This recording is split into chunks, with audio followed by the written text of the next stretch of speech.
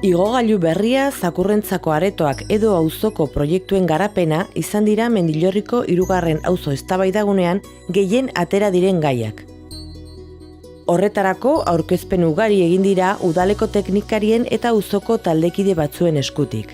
Terminar el ascensor donde el paso de cebra, yo no sé si habéis hablado las distintas comisiones de la circulación que pasa por la carretera esa de Badostein. Que la inversión en movilidad del ascensor pues podría haber estado orientada de otra manera, por ejemplo a una línea 12 extra.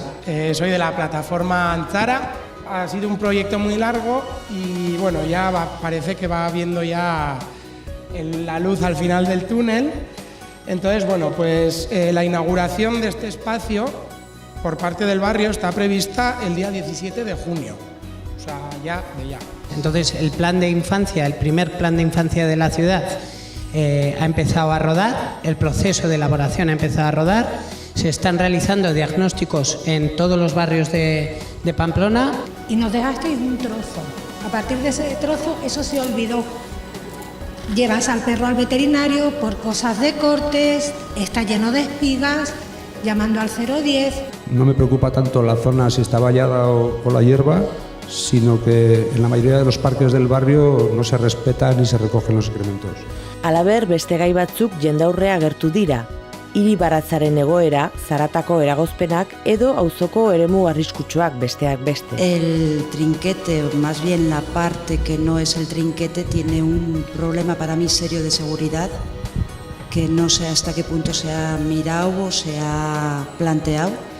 Tiene unas barandillas escalables. Tenemos mucho ruido que viene de la variante. Entonces, nos afecta a todos los vecinos de Monte Campamento. Sobre la huerta, que se votó en esto y entonces no sabemos todos los que estamos trabajando ahí ni de qué va, ni cómo nos va a influir, ni nada. A ver si me podías explicar un poco. Oye, quisiera saber más que todo el tema de la poda de los árboles que están bastante con sus ramajes y cortando los caminos. Auzo zinegotzia den Laura Berrok dinamizazio komunitarioko zerbitzu berria aurkeztu du ere. Zerbitzu honetan Mendillorriko taldeek egindako esfortzu eta lana kontuan hartuko dutela gogoratuz.